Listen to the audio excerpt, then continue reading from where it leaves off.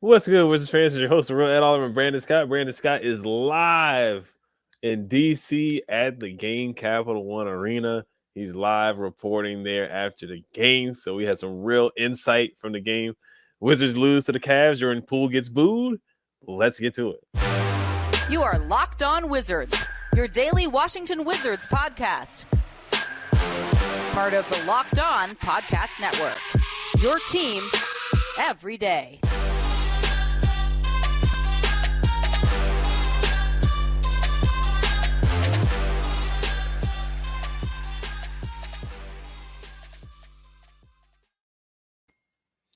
We just want to thank you guys for making Locked On Wizards your first listen every day. We are free and available wherever you get podcasts. Today's episode is brought to you by PrizePicks, the easiest and most exciting way to play daily fantasy sports. Go to PrizePicks.com/LockedOnNBA and use code all lowercase LockedOnNBA for a first deposit match up to $100. All right, and the Washington Wizards lost to the Cleveland Cavaliers tonight. It was a close game. 114-106. I will say it was a winnable game. And later on, we're going to talk about the Monte Morris trade to the Timberwolves and kind of how that affects the Wizards, because the Wizards had an offer on the table from the Timberwolves for 4 second-round picks, but they turned it down. And now it kind of looks like the Timberwolves are not going to trade for Tyus after getting Monte Morris. So we're going to talk about that after we recap the game. But Brandon, what are your thoughts since you were at the game? Some people said that there was a back and forth between Jordan Poole and Kyle Kuzma as well. So did you see that? And then what just your overall take from the game as well? I did see it, and Jordan Poole, man, struggled. He definitely struggled, and a lot of fans, he had some boos tonight, man. And it's just, his place in DC long term, man. I know there's something we're gonna talk about definitely in the future, but it ain't looking good right now. Looking at the game, this was a really good game by Kuzma, man. Obviously 24 shot attempts, but he shot a good ball tonight. Not from an efficiency standpoint. If you look at 11 for 24, efficiency was left at the door. But they rolled with a hot hand. And he 28 points. What can you say? Because we know what the MO is with Kyle Kuzma. He's going to shoot a lot of shots, and you can look at 20 plus a night. But obviously, efficiency is checking at the door. Looking at the starting five, Tyus Jones, 15 points, 8 assists. So Tyus Jones shooting 6 for 10 for the field. So Tyus Jones continues to boost his trade value. We'll see. Tomorrow's a big day, everybody. So we'll see if he's moved. He definitely has value. He definitely, again, with his performance tonight, 8 assists, shows how he can be that floor general who can create for others and get people involved. Denny, 9 points, 8 assists, 3 for 10. Shot wasn't dropping, but defensively was solid tonight. Looking at, again, Kuzma, 28 points. Again, efficiency. I get it. How do you really look at the stat line? On one hand, he is 28 points, and he was very active. On the other hand, it's like it took 24 shots and he was 11 for 24. So efficiency continues to be an issue, but he continues to be that scorer this team needs. Looking at Gaff, I feel like Gaff had a better game against Jared Allen, man. If you look at the stat line, 14 points, 13 rebounds, 4 blocks. So Gafford definitely showed out. I felt like he had a really good game. Now, looking at the bench, Corey Kispert, again, continues to show why, when we talk about breakout candidates, we always talk about Denny this year, but I think we got to put a little respect on Corey Kispert's name, man, because he continues to show how he has evolved offensively, and defensively, he's very, very active, and it shows. He continues to hit big shots, but defensively, he's not a detriment anymore. I think he shows enough energy on the defensive end that he can definitely be not on Bilal Denny's level, defensively, but he can definitely be an asset on the defensive end. So 23.7 rebounds, 2 assists, 4 for 9 for 3, 9 for 15 for the field. And then Bilal Coulibaly, 6 points. Shot still getting there. Hit a 3-point shot in the first half, but he his offense is definitely still coming along. And then on one side note, Amarui, man. That dog, man, ripping the ball out of people's hands. He's got to get minutes after the deadline. So I like the performance for this team overall. It was, I'm not going to say it was a good team game as far as ball movement, because we're still dealing with the same issues as far as ball dominancy, especially with Kyle Kuzma. So, but overall, they stayed tough. They stayed in the game. But I think what ultimately really got the Wizards tonight was points in the paint. We've got to be sticklers with, keeping people out of the paint. People know the MO with the Washington Wizards is attack of paint. And the Cleveland Cavaliers, they capitalized on that. So, yeah, if I'm going to point at one stat to look at as far as why we lost this game, it's definitely going to be points in the paint as far as the Cleveland Cavaliers. Yeah, definitely points on the paint. Donovan Mitchell went nuclear. He had 40 points in the game. He had a huge three down the stretch. Got to the free throw line. 40 points, 5 for 10 from the 3-point line. He had 17 in the first half as well, and he went 7 for 7 from the free throw line as well. So he dominated basically from start to finish. And but yeah, Gafford, I thought he played a good game. But yeah, I mean, I can't ignore the Jordan Poole experience tonight, man. It was just inexcusable, and it was hard to watch. It really was. I did not see the dispute between Kuzma and Poole. Some people are saying that Kuzma called Jordan Poole a certain word, so I didn't see that. But so I'm not going to talk about it too much. But man, the shot selection by Jordan Poole was awful. And I'm not going to blame one guy for the loss, but really just looking at the last couple shots, because he got booed on that one shot down the stretch. There was 7 seconds left in the shot clock, and I'm trying to look at the play-by-play here. So Jordan Poole had a take foul, 112 to 104. We were down. So he really should have been benched, So I really think they should find a way to move him. But he just has no trade value at this point at all. And it's really unfortunate. Just the body language. He had 0 points and fouled out. I've never seen, I mean, we've seen guys have 0 points and foul out. It doesn't happen much. This is almost like a Davis. He almost had a Davis Bertans stat line where it's 0 points, 0 boards, 0 assists, 0, 0, 0, 0 across the board. He almost did that tonight and have 6 fouls. He really almost did that. And he was put in the game for Denny Avdija with 36 seconds left. That's where Keith made him. That was a Wes Unseld Jr. move to put Jordan Poole in there for Denny. That was just a bad move by Keith. That's probably like the first thing for Brian Keith, for Chief Keith, where I could say he made a big mistake. I think that was just awful by him. Jordan Poole, trying to look at the shots that he took down the stretch. But he entered the game for Eugene. He just took a couple shots down the stretch where they were just awful. And he missed a 33-foot jumper. We're down 106 to 99. Out of bounds pass turnover, we were down 104 to 97. There's another one where he missed a 28-foot step back jumper. We were only down 99 to 95. We were only down by 4. He's taking unnecessary shots with at least 10 seconds left on the shot clock that he doesn't need to take, and it's frustrating. I know his teammates are tired of it. So I know Kuz takes some bad shots too, but at least Kuz showed up tonight and put up 28 points. Gafford showed up, Kispert showed up, Denny showed up. Everybody else on the court really played their part. Yeah, Blau's having his up and downs lately, some of the turnovers, some of the missed shots and whatnot, but that's expected from a young rookie. And Blau, who's only 19 years old. But Jordan Poole, man, I hate to harp on him so much, but man, and Tyus showed up too. Tyus hit some big shots down the stretch too to keep us in the game. This really was a winnable game. It really was a winnable game. This was a game where they had a legitimate chance to win this game. Did I think they were going to win? No, I didn't, of course, but they had a shot to win. I'll say that. They were in range to win this game. So the front office, they got Jordan Poole's got to look himself in the mirror, and they like you keep saying, they have to have a legitimate conversation and be like, hey man, what's going on, man? Do you really want to be here? If not, then they're in such a bad situation with him in his contract right now, where you have to attach something to him to move him, and we just don't have the capital to do anything like that. I mean, all the second round picks that we got right now, it's almost to the point where it's like you got to attach some second round picks and see who's going to take on Jordan Poole at this point. And like I said, I'm a Jordan Poole fan, but hey, so I'm gonna move on. And like you said, Denny had a good game. I like a lot of the things that he did, getting to the basket tonight. Corey Kispert finishing around the rim. I like a lot of the things that he did. Gafford had 4 blocks. He had a double-double, did a great job against Jared Allen and Evan Mobley, so I got to give him his props. Even though, yes, Evan Mobley put up 22 points. He's a talented player, but I think Gafford had one of his better games, 14 points, 13 boards, 4 blocks. So I was happy. And then DeLon Wright, this most likely is going to be his last game in DC. He did get he got 600 steals in his career, so congrats to him on that. Shamet hit a 3. This probably is going to be his last game here in DC. Eugene tried with some effort, 3 points, 3 steals. And Johnny Davis, DNP.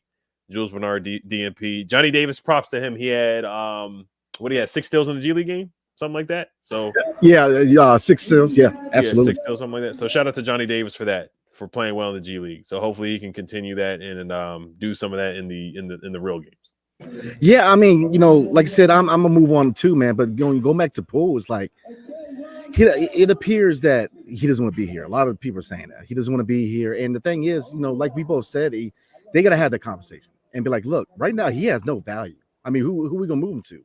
I mean, like you said, we're gonna have to attach a first round pick just to send him somewhere else, and that's not the situation we want to be in. And it's crazy because when he first came over here from Golden State, I was very excited.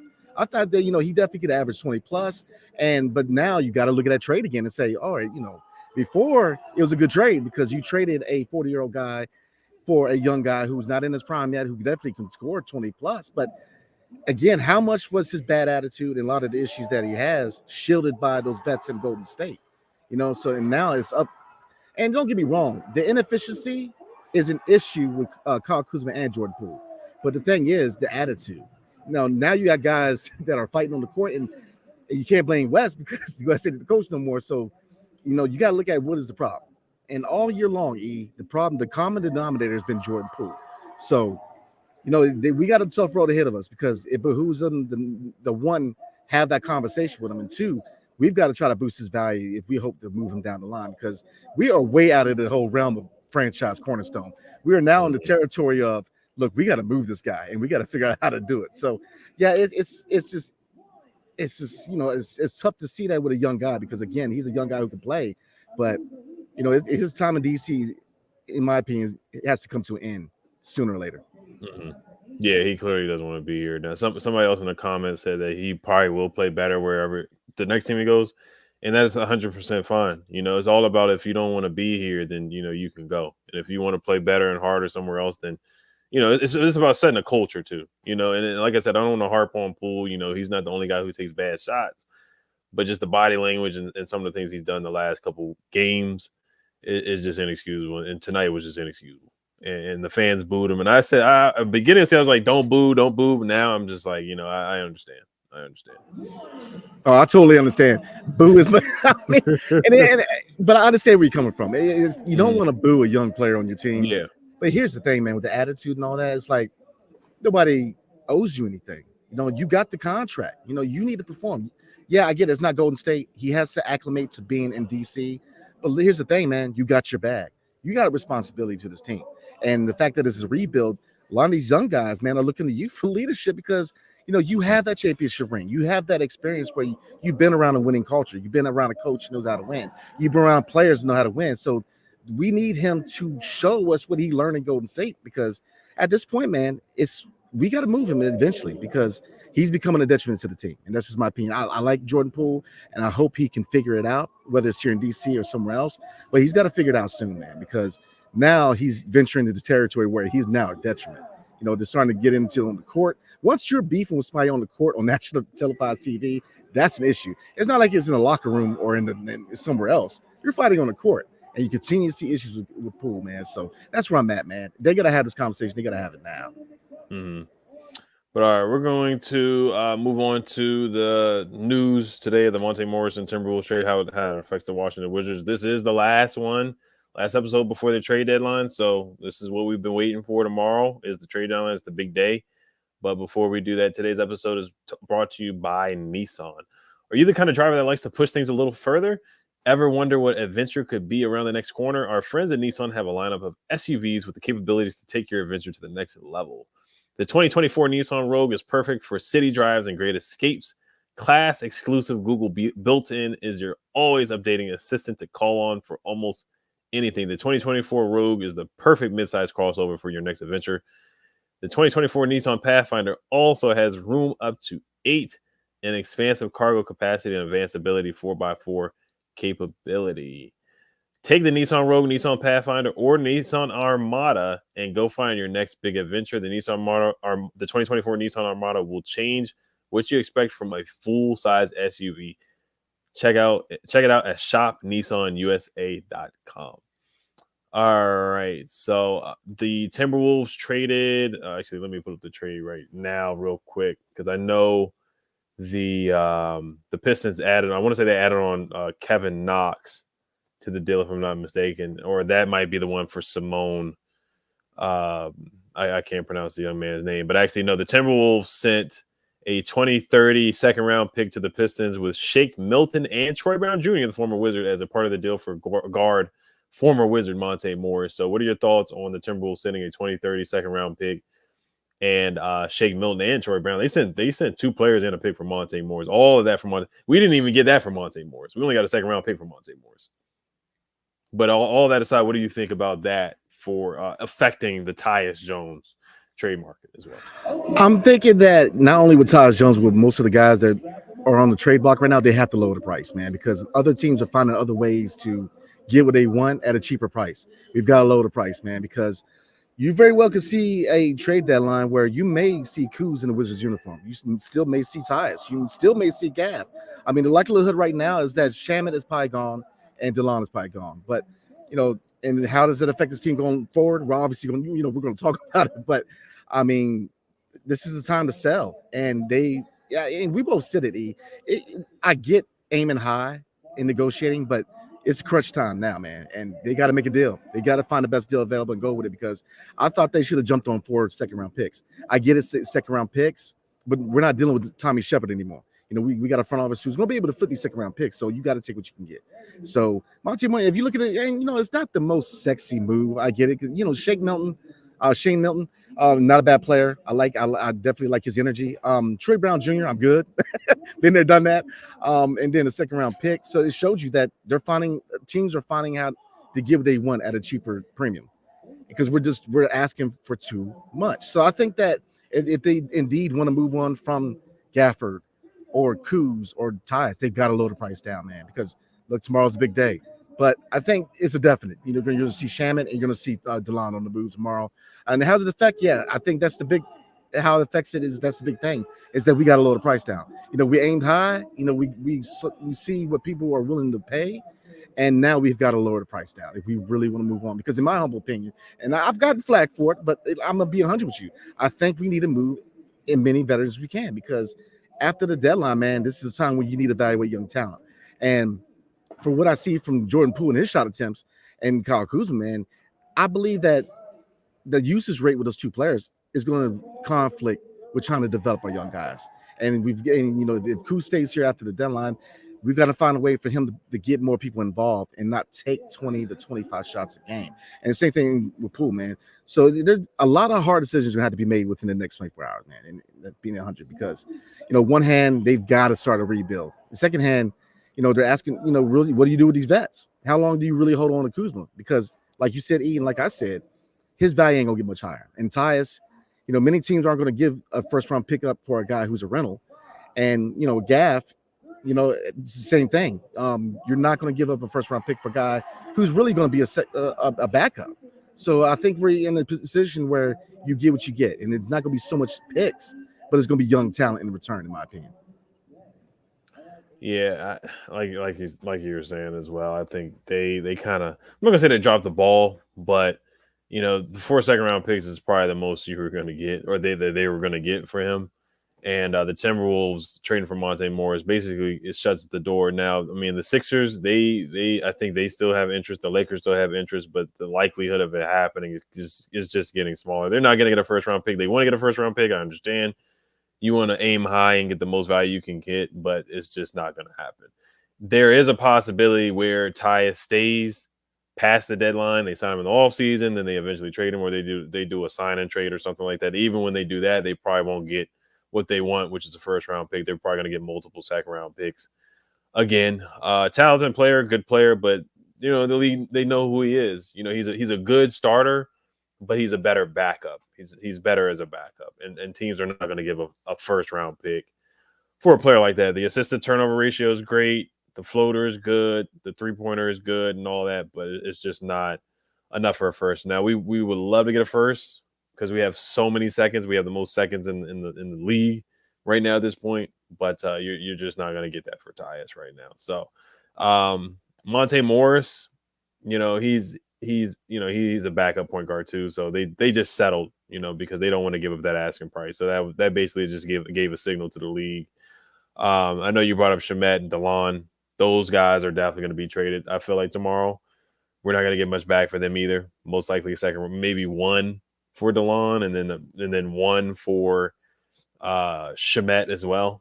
Probably one each. If I had to say that, they might be grouped together and traded somewhere else, maybe to the Bucks or something like that. I could see that happening. So Yeah, I just don't see us getting much back tomorrow. I think it's gonna be a relatively quiet day. My bold prediction on Bleacher Report is Johnny getting traded, but I think he's actually gonna stay. And I think they're actually gonna try to give him some playing time. I know he didn't play tonight, but I think they're actually gonna try to give him a chance because he's actually, I'm not gonna say actually playing better in the G League, but he's playing better in the G League. So I think it's time that they try to give him a little bit more playing time. Oh no, I agree, man. But looking forward to the deadline. I mean, starting with the guys that I don't really think are going to be on the move. Kuzma, I think he's staying. I don't think they're not going to get the asking price for 2 first-round picks. Mm-hmm. And you may get one because of his contract. You got control of him for 3 more years, but you're not going. Again, I don't think you're going to get a first for Gaff. You're not going to get a first for Tyus. So I can see both of them staying. And then, it's okay. I mean, look, Tyus, obviously, we're not going to get anything back from him, which, you want to get something for him at the deadline because I don't see him. There's reports that they might try to resign him, but in this stage in his career, he's going to want to be on the contender. I don't see him wanting to be here long term. So you're pretty much going to let him walk for free. And then with Gaff, team friendly deal. Like I said, with him and Bagley, there's some light at the end of the tunnel next year to see what both of those guys can do. Because like I said, Gaff, I get it. It's a very team friendly deal. You don't necessarily need to move on from him. So, you can retain him and not feel too bad about it because, he can't be good for these young guys here. And he definitely needs to be further developed. So yeah, it's gonna be interesting. It really is. Tomorrow, I said this before, man. You're not gonna get a lot in the deadline this year. I mean, you like you said, a couple of second round picks, maybe a young player, but you're looking at the off season pretty much as a time when they're probably gonna move Kuz. So who knows? They might have a trick up the sleeve. There might be a lot of smoke and mirrors. We might be having a show tomorrow, and all of them might be gone. But we'll see, man. The market is ever changing. But the Monte Morris trade definitely changed the market a little bit, in my opinion. So, yeah, I think it shut the door on any big, any hopes for it to get something for Monte Morris. It definitely shut the door on that. But we're going to get to some comments. There's a lot of people in here, 68 people in the chat. A lot of people have some comments tonight, but we're going to get to that after we get a quick word from Brandon. Yes, sir. Tonight's episode is brought to you by Nissan. So are you the kind of driver that likes to push things a little further? I am. Ever wonder what adventure could be around the next corner? Our friends at Nissan have a lineup of SUVs with the capabilities to take your adventure to the next level. The 2024 Nissan. It's PrizePicks. Oh, the PrizePicks? Yeah, PrizePicks. Oh, man. Okay, let's go ahead and switch that up. Tonight's episode is brought to you by PrizePicks. So you guys probably wonder, what is PrizePicks, right? Well, PrizePicks is America's #1 fantasy sports app with over 3 million members. We are the easiest and most exciting way to play daily fantasy sports. It's just you against the numbers. You pick more than or less than on 2 to 6 players and their stat projections to watch your winnings roll in. It's demon time on PrizePicks. You can now win up to 100 times your money with as little as 4 correct picks. You can turn $10 into $1,000. Oh, demons and goblins are the newest and most exciting way to play at PrizePicks. Squares marked with red demons or green goblins get you different payouts. You can win up to 100 times your money with as little as 4 correct picks. I'm trying to tell you, just 4 correct picks. So all you got to do is go to prizepicks.com/LockedOnNBA and use promo code LockedOnNBA for our first deposit match up to $100. And again, all you got to do is go to prizepicks.com/LockedOnNBA and use promo code LockedOnNBA for our first deposit match up to $100. And I definitely recommend Nissan also, y'all. So definitely rock with me tonight. Yes, sir. Yes, sir. I forgot to say the trade deadline show too. It's fast approaching. Locked On Fantasy Basketball is your place for live reaction. Thursday, which is tomorrow, 1 p.m. Subscribe to Locked On Fantasy Basketball on YouTube today so you don't miss Josh Lloyd. Breaking down every NBA trade with analysis and insight you can only get from Locked On Fantasy Basketball, part of the Locked On Podcast Network, your team every day. And if there is a big trade, we will try to go live during the day. We'll see what happens. We'll see where our schedule is at. I want to say the deadline is at like 2 o'clock or something like that. Like I said, I don't really think anything big is going to happen for us tomorrow. I don't think there's any really, big name trades that are going to happen. I think it's going to be a lot of middle tier kind of trades like it happened today. I think it's going to be bigger names than today. Like today it was like Simone, the guy from the Jazz. I'm sorry, I can't pronounce his last name. And then Troy Brown Jr. and Shake Milton, Monte Morris, kind of just, lower tier trades. No disrespect to those guys, but, they're just not blockbuster trades. It is what it is. So it's going to be more stuff like that tomorrow. I feel like I don't think there's going to be any, all-star movement or anything like that. But yeah, let's start with a couple comments here. Edward Moore says, one thing I noticed right off the bat is Poole and Denny are keeping the offensive flowing by making passes when Ty is passing the ball like a Golden State office, but Kuz will stop and shot hunt. So the only thing is, I'm sorry, it's just tough to say anything about Jordan Poole at this point. Maybe in the first half, but in the second half, when the game really got tough and got tight, he took some really, really questionable shots. It was hard to watch. Step back 28-foot 3-pointer when we're down by 4 when the game is in range with 7 seconds left on the shot clock. It's just inexcusable. So, I disagree with a little bit with you there, with you there, Ed. But everything else, I see where you're going with it. Yeah, Denny always makes the right pass and makes the right decision for sure. Tyus makes the right pass and right decision for sure. Yeah, I mean, response to the comment, man. Poole has started to try to get people involved, man, but he's not where we need him to be, and I'll say that. Probably the most positive thing I can say, because like I said, I like Poole, man, but he's got a long road ahead of him to get his value up and find who he is as a player, man, because you're getting booed by your fans. I mean, you're fighting on the court. I mean, it's a lot of red flags for teams who potentially would want to trade for him. So right now, he's untradeable. This is an untradeable contract, and that is the MO right now with people around the league. It's unmovable right now. It is an unmovable contract. But yeah, I mean, Kuz. Here's the thing with Kuz, man. Man, he's that scorer, but it takes 20 to 25 shots to get there. I mean, they've got to slow that down. I mean, I'm fine with 15, 18 shot attempts, man, but he's got to slow that down. Cody in 1999 said, at the game tonight, just wanted to tell y'all fans we're booing Jordan Poole and chanting we won Dinwiddie. Oh, I didn't hear that, man. But Lord have mercy. I mean, how bad does it get where you want Dinwiddie back? I'm just saying. Yeah, I can't go that far to say Dinwiddie. It's getting tough with Jordan Poole, honestly, but I can't. And there's actually a video showing Dinwiddie sitting on a bench by himself while the Nets players are warming up, just like he did in DC, where he would stay in the office and would be by himself. I don't know what he just thought about. I guess he thought he was Hollywood or something. He can't warm up with his teammates. He has to sit on the bench by himself. And then there's a play where Cam Thomas had to go to the bench and to the huddle and tell Dinwiddie what the play was. So there's been some videos about that circulating. So no, I can't co-sign that. I want the people that want to see Dinwiddie. I can't. I'd rather watch Jordan Poole do this than Dinwiddie any day of the week. Even though both are awful. But I cannot watch another second of Spencer Dinwiddie in a Wizards. No, I can't do Dinwiddie again, man. I can't do it. We've been there, we did that. I'm good. Mm-hmm. I mean, right now it's just we got to see what we have in Poole. We have no choice. Give him the ball in the second half of the season, see what he can do. But we've got to find some way to help this guy out because that's the only choice we have. I mean, he has no value, is untradeable, and we got to try to figure out how to get him back to where he can be, a 20-plus, a game scorer, in my opinion. So we'll see. Because like you said, I mean, oh, Lord, Bulls Nation, shout out to you. That stat line, 0 points, man. I mean, 4 fouls. It's just he is clearly doesn't want to be here, man. But here's the thing, you were here. So we got to find a way to get him right, in my opinion, because he's got too much talent to waste, man. I mean, that's the thing about Jordan Poole is that he's not a scrub. He played on the championship team and he showed that he can play in this league.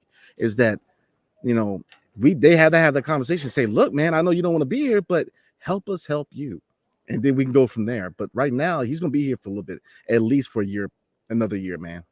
So we'll see. Yeah, Bullets Nation. We're going to talk about that in a second. But I guess this is the last thing we'll say about Jordan Poole is. Cotty 1999 was, I guess they were there at the game as well. They said JP and Kuz got into it on the court.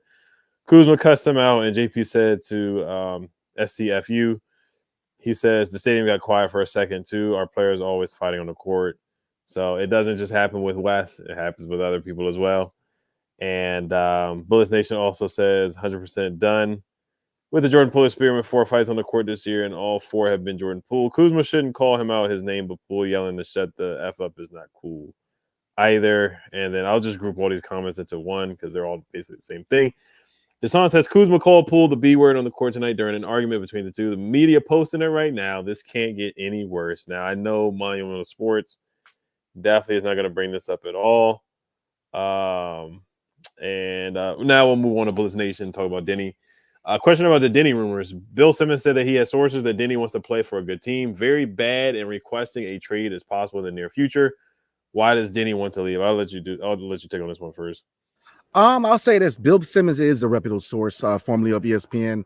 He's got a good podcast. Definitely check it out. I watch it all the time. I'll say this, man. I'm not surprised because the fight shows that there's dysfunction, and you got to look at that Jordan Poole trade another way. And it goes back to Jordan Poole. I'm not trying to harp on Jordan Poole, but here's the thing: 4 fights this year.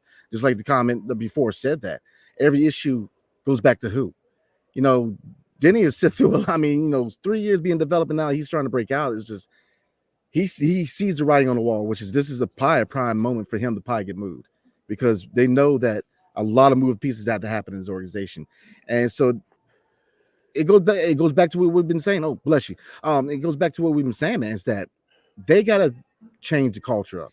And I also say this, man. I have a conversation with somebody tonight, man, and the question, the conversation went around Brian Keefe.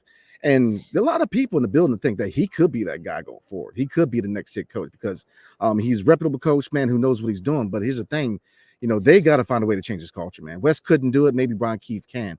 The fights, all this, it's got to stop. We've got to clear a lot of this out. But right now you can't, because Poole has an untradeable contract. So getting back to Bullets Nation about Denny, if I'm Denny, and I hate to say this, man, but if I'm Denny, I'd probably do the same thing, because the culture's bad right now. Obviously it's not a good team. They're losing, but the players, there's a reason why people are yelling at Jordan Poole, man. And I hate, again, I'm not trying to harp on him, but he's the only guy they're having issues with right now. I mean, it's got to stop. The bad body language, the fights, the no effort, you're not helping yourself if you don't want to be here, because other teams see that. Every game, there's scouts out here. These guys are scouting, especially this close to the deadline. When you're a guy that's making $25 million a year and you don't even want to put any kind of effort, who's going to win the trade for that?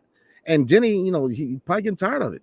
You got to nip this in the bud, because, if he formally requests out, that's going to have a ripple effect in the NBA, man. And that's going to say a lot about the culture in DC. And, the front office, one of the things they said coming in was, we want to attract free agents. Well, this is not the right way to do that, because who's going to want to come here if you got to deal with that issue? So I hate to harp on Jordan Poole, man, but he seems to be the issue.